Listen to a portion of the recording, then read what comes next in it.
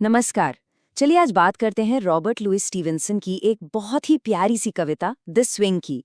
ये कविता ना सिर्फ एक कविता नहीं है, ये हमें सिखाती है कि कैसे एक मामूली सा झूला भी हमें बचपन की वो बेफिक्र खुशी और दुनिया को देखने का एक बिल्कुल नया नजरिया दे सकता है। तो कविता शुरू होती है एक बहुत ही सीधे सरल से सवाल से। एक ऐसा सवाल जो आप जानते हैं हम सबको कहीं ना कहीं अपने बचपन में वापस ले जाता है। झूले पर बैठकर ऊपर नीले आसमान को छूने की कोशिश करना, वो एहसास क्या कमाल का था, है ना। मुझे यकीन है हम सबने इसे कभी ना कभी तो महसूस किया ही है। और इसका जवाब, अरे वो तो और भी सीधा और सच्चा है कि ये दुनिया का सबसे मजेदार, सबसे सुखद काम है। कोई कॉम्प्लिकेशन नहीं, कुछ नहीं, बस प्योर सिंपल खुशी। और सच कहूं तो यही छोटी सी खुशी ही तो इस पूरी कविता का दिल है। लेकिन बात सिर्फ इस एहसास की नहीं है। ये खुशी आती कहाँ से है? ये आती है एक एक्शन से, ऊपर उठने के एक्शन से। और जैसे ही हम ऊपर उठते हैं, हम दीवार के पार एक बिल्कुल ही नई दुनिया देखते हैं। तो ये कविता सिर्फ झूलने के बारे में नहीं है, ये अपना नजरिया बदलने के बारे में है। और ये जो शब्द हैं ना, दीवार के पार, सच में यही इस कविता का सबसे जादुई पल है। सोचिए, ये वो एक मोमेंट है जब हमारी रोज की जानी पहचानी दुनिया, मान लीजिए एक बगीचे की दीवारों के अंदर की दुनिया, वो पीछे छूट जाती है और सामने क्या आता है, कुछ अनजाना, कुछ बहुत बड़ा, बहुत विशाल। ये जो बदलाव है ना, वो यहाँ बिल्कुल साफ दिखता है। देखिए, जब हम जमीन पर हैं तो दुनिया क्या है, बस एक दीवार, एक बगीचा, एक भूरी सी छत, सब कुछ सीमित है। पर जैसे ही झूला ऊपर जाता है, अरे भाई नज़ारा तो बिल्कुल ही बदल जाता है।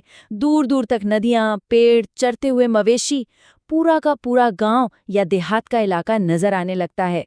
मतलब एक छोटी बंधी हुई दुनिया एक खुली असीम दुनिया बन जाती है।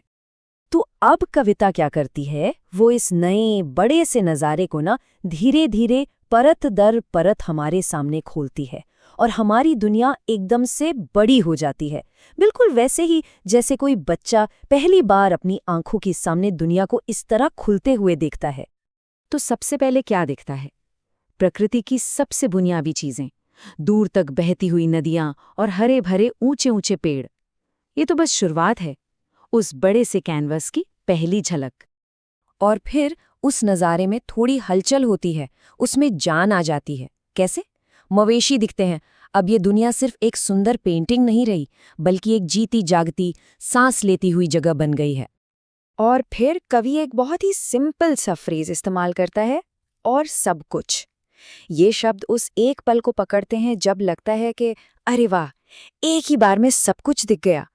ये वो कमाल का एहसास है जिसे शब्दों में समझाना बहुत मुश्किल होता है ना।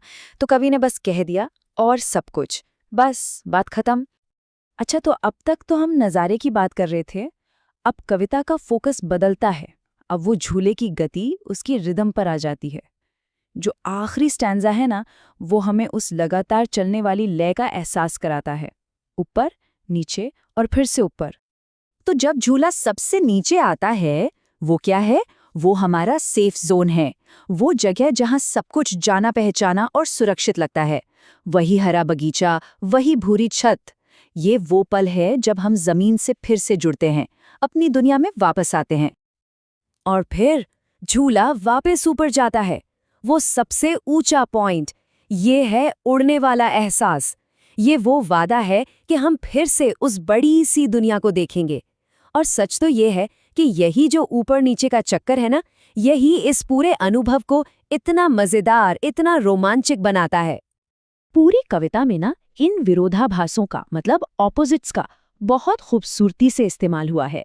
जैसे ऊपर और नीचे, नीली हवा और हरी भूरी जमीन, उड़ना और नीचे देखना, एक तरफ खुला देहात और दूसरी तरफ दीवारों वाला बगीचा।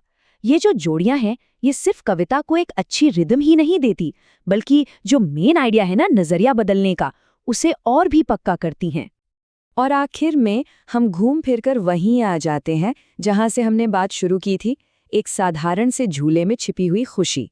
ये कविता हमें यही तो याद दिलाती है कि कभी-कभी असली खुशी कहीं और नहीं, बस अपना नजरिया बदलने में, बस एक बार दीवार के पार देखने की कोशिश करने में मिल जाती है। तो ये पूरी बातचीत हमें एक सवाल के पास लाकर छोड़ देती है।